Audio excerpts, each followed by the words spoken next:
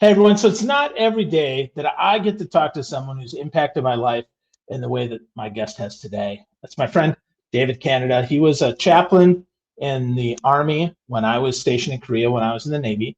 And honestly, is one of the people that I firmly believe God put my way to save my life. And I'm really grateful that he's here. He was a clown. He has done all sorts of stuff. And he is just a dear, dear friend to me. And now we get to have a chat. How you doing, David? I am doing good, Phil. It's really good to talk to you. You're really good to Yeah. talk. God put you in my life too. It's amazing how that works. Yeah, it sure is. It sure is. So long, like you've had a long storied career, but let's talk about the clown part first, because I Sure. think that's the most fun and the most interesting. Then we'll talk about some army stuff and some other stuff. But how did you get started in clowning, and why did you love that so much? Because I know that was a big part of your life. Big part of my life. One of the family businesses was a movie theater, and I grew up in the box office with my cousin. And if you saw the movie, gosh, now I'm forgetting the name of it. Cinema Paradiso. That was the story of my childhood. I was in the movie theater and I would see people come in and buy a ticket, and they would go in and be entertained or either be presented with a show that would make them see things more deeply. And I would be listening to the soundtracks of these wonderful musicals and comedies. And my dad loved that, and he introduced me to all of that. And then he also loved the circus and took me to the circus. And he was kind of an entertainer too, really funny. And he knew all of the circus clowns. And so I became fascinated by clowns. And when I went to seminary, one of my classmates was a juggler. He taught me to juggle. And then when I got out of seminary and returned home to Virginia, there was an organization that had just started called Clowns of America. And the man who started it in Richmond was a man named Alvin Baum, who was known as Alvin the Clown. He'd been with a lot of circuses, and he kind of took me under his wing and mentored me. And I started doing shows and did a whole lot of stuff. So I've been doing that and did that kind of as a side thing, for many, many, many years. And it was a big part of my life. I love helping people laugh and helping people see the happier side of life. And, clowning can be used to show some of the tragic things in life too, and present them in a way that people are able to accept them and maybe find light and humor in them. So that's a very quick, very quick description of about a 70-year journey. Wow. Wow, 70-year journey. So Cinema Paradiso. Wow, that's an oldie but a goodie. That's pretty cool. Did you ever see the movie The Majestic, David?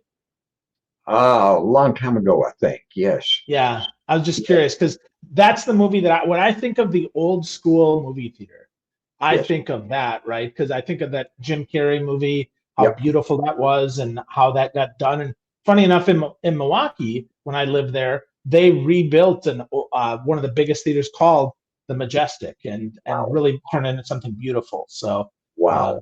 that's cool. So movies were a big part, clowning a big part. So tell me, David, do you and your wife, do you still go to movies, or do you watch them at home at all, or is that We watch them not at something of home. interest anymore?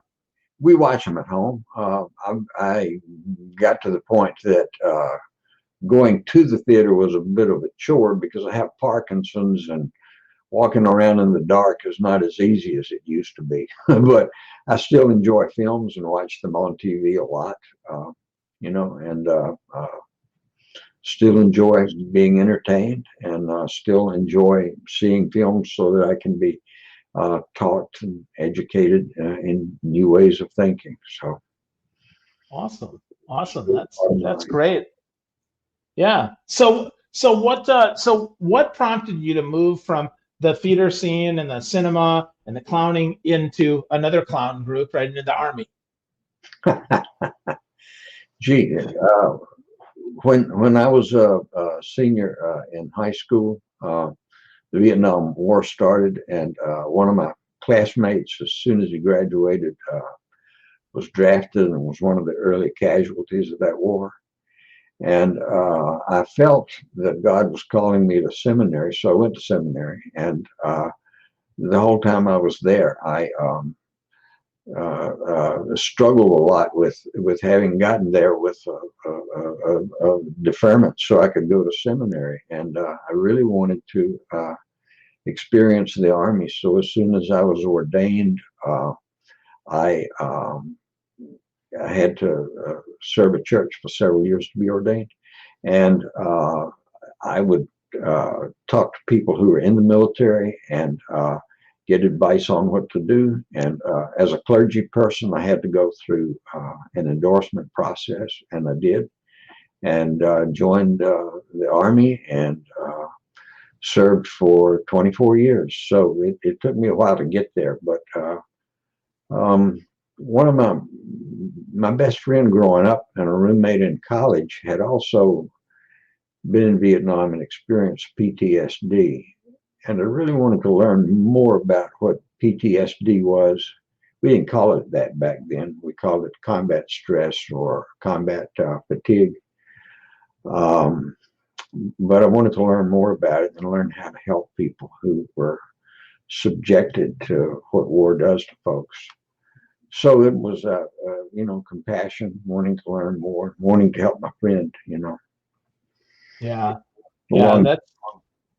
That's awesome. That's really nice that you would do that. I think, I know that there's a lot of the more, I guess, for lack of a better word, educated professions in the service that are fortunate enough that people get their degree outside and then they're able to come inside. I know that, chaplain is often one of them. So, David, where was did you go through a boot camp, or how does that work? I don't really understand the process. We had an officer training course. We went to, then it was at, where was it? It was Fort Wadsworth on Staten Island.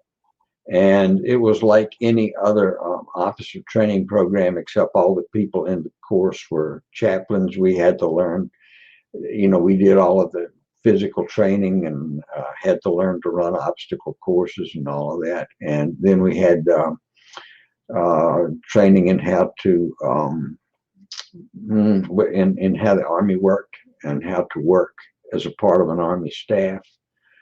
And part of it was training with troops. So we would spend part of that time out in the field with soldiers from Fort Dix when they were on maneuvers, and talk to them, get to know them, and it was a beautiful experience. Although the chaplain school was not my favorite part of the Army. No, no, it was. I liked it better when I could be with folks, sure, out in the field or something. Yeah, that's cool. So we met up in Korea, but you'd already had a pretty storied career there. So where else were you stationed, and where was other than obviously spending time with me in Korea, where was your favorite place? Well, Korea was one of my favorites. The other favorite, I guess, was. It was an interesting kind of thing. After Korea, I went to William Beaumont Army Medical Center in El Paso, and I was chief of pastoral care there, and stayed there for 3 years and retired from there. About the last half of my time in the Army, I was a hospital chaplain. And part of what I had done too as a civilian pastor was to work as a nursing home administrator for the Methodist Church. So I knew the business end of medicine, and I also knew a bit about healthcare. And I've always been interested in things that bring healing and wholeness to people. So working in hospitals, as I was when you met me, Phil, at the 121 in Korea, and then in El Paso, were my biggest joys. I was also stationed at Walter Reed for a while. Oh. And I was in the military district of Washington for about 6 years, and I conducted a program for a retreat program for clergy Plus, I covered the military units assigned to the White House, and I think I did about 400 to 600 funerals at Arlington. So I got a chance to experience a lot of stuff that was going on in, Washington. That was during the late '80s, early '90s. Not long before we met. Yeah, yeah, that was definitely a different time for the military, and certainly would be a very different time for you going from a hospital to Walter Reed and to do even though they're hospitals, very different though. I mean, when you see those war veterans and such that are have their legs blown off and stuff, that's pretty hard stuff, I would imagine to see, huh? Yeah, it was pretty tough. It was pretty tough. But I always like to be with people, and a lot of times I don't like to see people suffer, but a lot of times the wounds that we have, whether they're physical or spiritual or emotional, somehow open us up to learning and growing and going deeper into our own hearts and learning more about compassion and loving. So I had a chance to be with a lot of people who had very vulnerable parts of their lives, were open to the care that others could give them, and taught us a lot about life. Yeah. So yeah. Yeah, for sure. So you talk about that, right? That vulnerability is so important. So David, how do you think we learn to be more vulnerable? Because I think that's something that, as men often we struggle with, right? We don't often share our heart. I know, it took me a few months of suffering in Korea before I even picked up the phone and was fortunate enough to contact you. So how do we learn that, David? How do we learn to be more vulnerable? Well, sometimes, unfortunately, I feel it does take a lot of suffering. Sometimes it takes suffering till the point that we're sort of in a corner and realize I just can't make it on my own, so we reach out. A lot of it has to do with the people that are around us too. I think people can encourage us to be vulnerable by accepting us for who we are and not asking us to put on a show or be something we're really not. Um, the more that we can spend time, just whether it's through going through, if we're religious, going through devotional practices that mean something to us, or being with people we know bring us life, the easier it is for us to open up. If we're really talented and we work for an organization, a lot of times it's easy for that organization to use us until they use us up. So it's really important to start by knowing ourselves as best we can and knowing how to give ourselves to the work we do, to the people who surround us, without giving ourselves away. We're all precious, and we're not put on this earth to be used up, but to share. Mm-hmm. Yeah, Yeah. yeah. It's beautiful. No, that's very helpful and I think instructive for a lot. And that point about sharing, I think is so very important, that as we, to learn to be vulnerable, it starts often sharing something small and maybe being vulnerable with someone that we trust, someone that we love, someone that we can find something in common with. But it also starts sometimes just with listening to somebody else be vulnerable, which then can give us that permission. And you do that really, really well. I think one of the things that you do best, that you were so wonderful at when I spent time with you, is the listening piece and just sitting still and really listening. Did you take, I mean, are there classes that you've taken or wonderful books that you've read or anything, David, that have helped cultivate that listening habit that you have, that listening practice that you have? Because genuinely, you are very, very good at it. Well, I appreciate you saying that, Phil. I always think I need to get better at it. I've done a lot of training in listening. Some of the training I took as a chaplain helped me with that. chaplain I had, training I had in pastoral care, teaching me how to listen. And I've learned more, I think, from the people who came to me. I really try to let every hour I spend with someone be an opportunity where that person can teach me something and help me grow. So, the remarkable thing is that when we care for other people, we actually expand our own hearts, and we learn and grow in the process. I'm right now involved with an organization called the Shalem Institute for Pastoral Care, or for spiritual formation. We're in Washington, D.C., and we have programs that where we train people to be spiritual directors. That's people who can listen and be attentive to what the other is saying. So I help to train other people to do that. Wow. A lot of fun for me, I bet.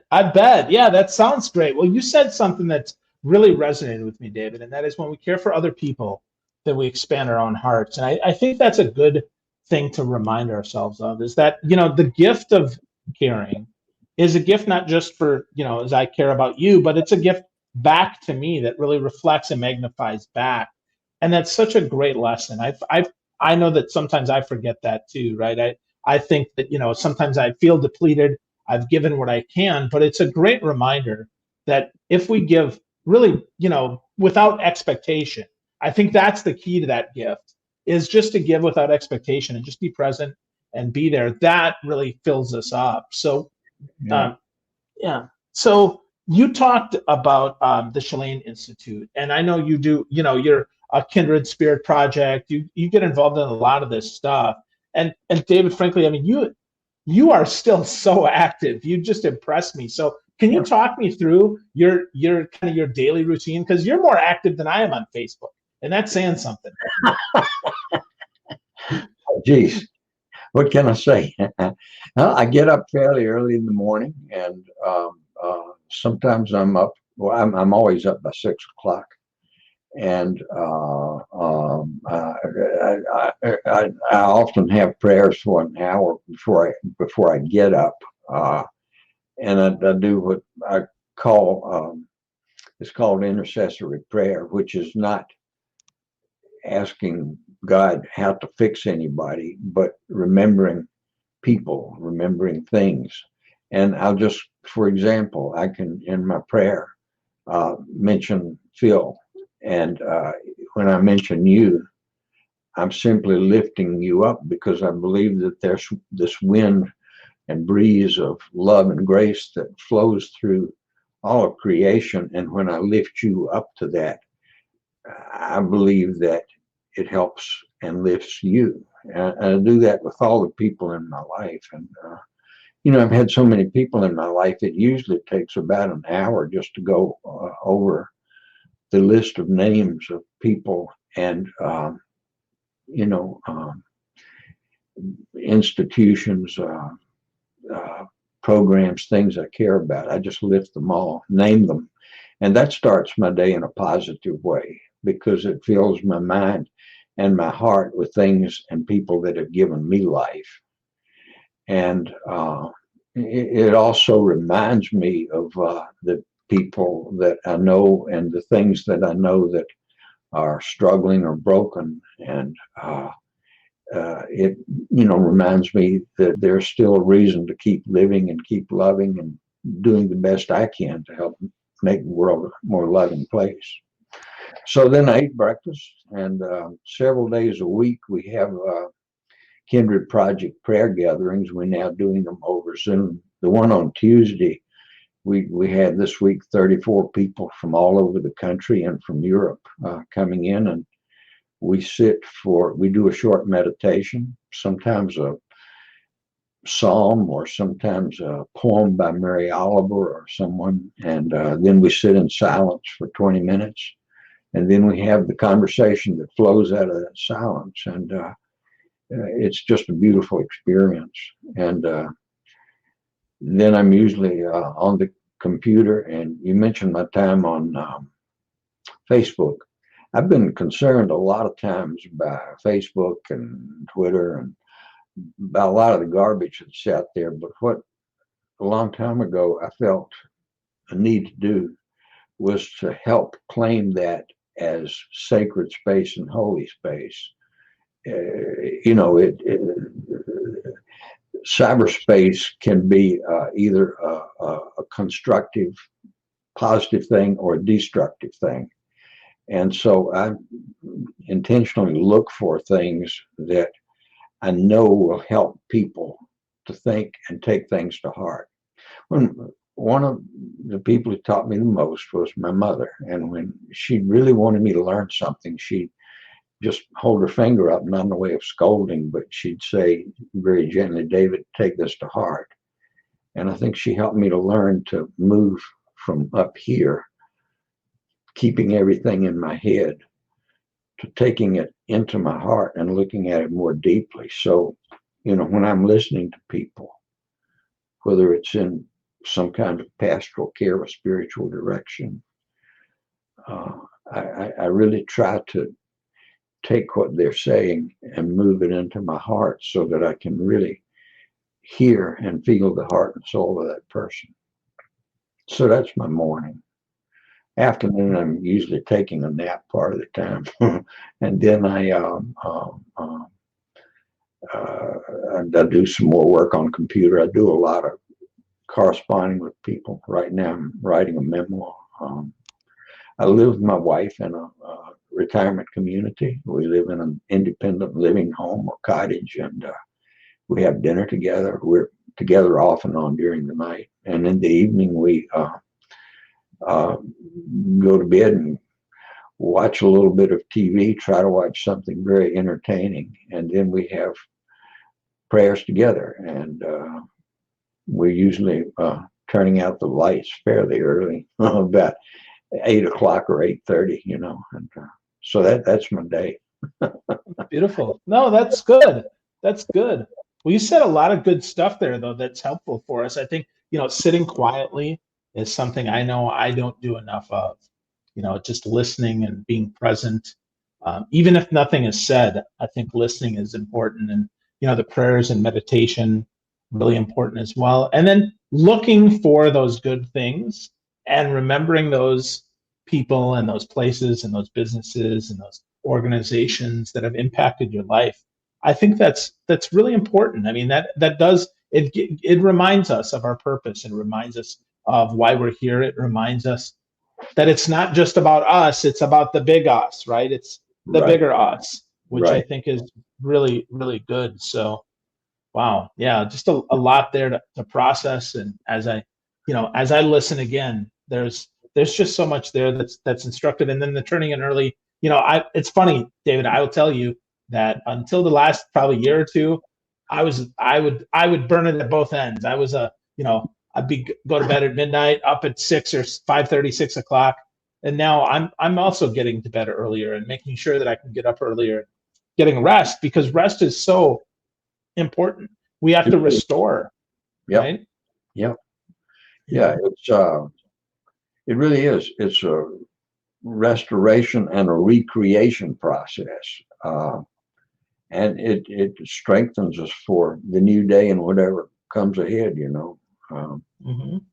I learned when I was in the Army to fall asleep like that. Sometime we'd be in an aircraft hangar with a bunch of troops waiting for a plane or on the ground. And if we had 15 minutes, I learned how to just lay down and go to sleep. But it's so going to sleep is not a problem. Staying asleep for me is more difficult. And I think to do that, I need to be calm when I go to sleep and, go to sleep with the intent of resting, Yeah. So. Yeah. Being calm. Yeah. Being calm is hard. Being calm is a lot harder. It sounds easy, but it is hard. We have to calm our minds, calm our hearts. Yeah. It requires intention. It doesn't just happen. We really have to seek out those things in those places where we can be calm. And if we can't be there physically, take the time to sit and meditate on them, picture them in their mind, visualize them, and let our spirits just calm down. Mm-hmm. It's easy just to wear ourselves out these days. Whew, yeah, it sure is. It sure is. So David, well, let's talk a little bit about the time in Korea. And I'll be a little vulnerable here. I know that was a really hard time for me, and I'm really genuinely grateful for the time that I got with you. Was that, I mean, my experience where a combination of homesick, newly married, was very, really away from home for the first time, all of that, swarming about. And that was frankly, that was the year that we were expecting that Kim Jong-il was going to, attack South Korea. I mean, there's a lot of stress there. Yeah. So is that pretty typical of soldiers and sailors and airmen that are stationed overseas, or how does that work? That's my experience, Phil. That's my experience. That was a particularly difficult time.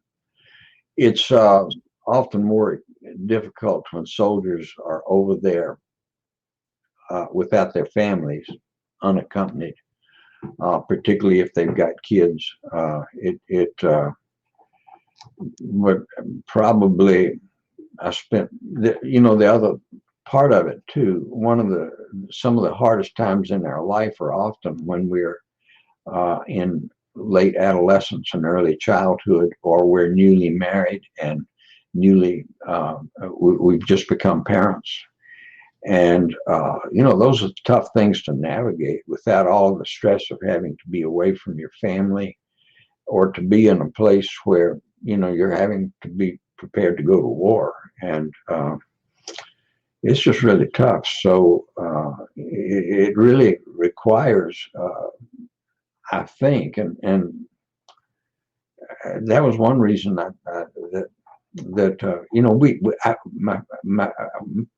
I loved Korea so much, and my family. I was blessed to have my family with me, but we loved it so much. I volunteered to extend and was actually there 4 years. But I spent those 4 years. I met you. I met other people who've had a big impact on my life, and it always meant so much to know that I could be there and I could listen and I could help people navigate and move through this very difficult time in their lives. And in the history of the military too, it was good to be a small part of that. It wasn't a small part for the people who I interacted with and for me, but as you said earlier, we were all a small part of a much bigger picture. Yeah, absolutely. So David, so let's transitioning to now, and we think about kind of what's happening now. And in many ways, there's a lot of parallels to our time in Korea. I mean, there's a lot of uncertainty. There's a lot of a lot of angst out there, a lot of stress. So how do you recommend that folks, if you're to be my chaplain again for just a couple more minutes, David, how would you recommend that we handle times like now? Well, I think, Phil, in a way, kind of like we did then. I think I would say to you, what really is bringing you life right now? What is energizing you? What are the relationships that you're in that are life-giving for you? And, sometimes we wind up, unfortunately, in relationships that are really destructive or that just feed our anger. And I think it's really important for us to focus on that. And just to also take time to just be still and be silent, whether it's in the morning before we get up. Find your own routine. And there are people out there like me and you and a lot of other people who can help people find those things and find those times. But realize you're not in any of this by yourself. And that's the big thing. We're never alone. And the more we begin to understand how connected we are to each other, the less afraid we are, and the less lonely we feel. So it's just focusing on those and finding the people and the situations that help us experience that groundedness, that connectedness. Yeah. I like that. I think, there your two big points there, right? Find out what energizes us, what's giving us life, what's feeding our soul, what's feeding our heart, and then recognize that we're all interconnected and that we're not in this alone, and that there's a lot of people out there that can help us, that want to help us, that are able to help us, and just find that connection. I think that's really beautiful. Yeah, there really are. And another thing I found along the way, Phil, all of us are critical of some things, but there are some people who just become critics, and iconoclast people who are critical of everything just smash things, and they don't build things. I need to be around people who are interested in building things, who are interested in putting things together and pulling people together, and moving us to a point where we love more ourselves and other people and creation. So I think that's really important. Yeah, absolutely. Yeah, find more of the builders and less of the critics, and spend time with them, believe in them, and let them pour into you. I think that's beautiful, beautiful advice, David. So we covered a lot of stuff that I think can help a lot of people. But if there's one piece of advice maybe that you haven't shared, one thing that's maybe helped you or one thing that's guided you, what would that be?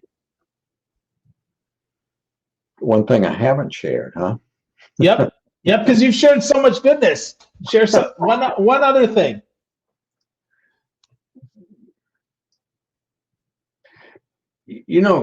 What's really important, I think, is not where we end up, but it's the journey we're on. And being able to be content on this journey and focus on this very one moment we have. Whether you and I are sitting knee to knee to each other in my small office in Korea, or whether we're sitting here miles apart over the internet, we're together. Treasure this moment we're together, and live fully into this moment. And I think that's really what life is all about. Yeah, I think so too. Yeah, share those moments, be really present there, and just understand how connected we are across the miles. Whether we're sitting in your office in Korea, David, or right now, you in Virginia, me in Florida. Yeah. I appreciate you and I love you, and I'm so thankful for you, my friend. Thank I you, love David. you too, brother Phil. It's so good to be with you. Yeah, you too. Thank you so much. And thank you everyone who's watched, listened, and been a part of this today. Hopefully you'll spend some time today just being present with those that you love too. Have a beautiful day.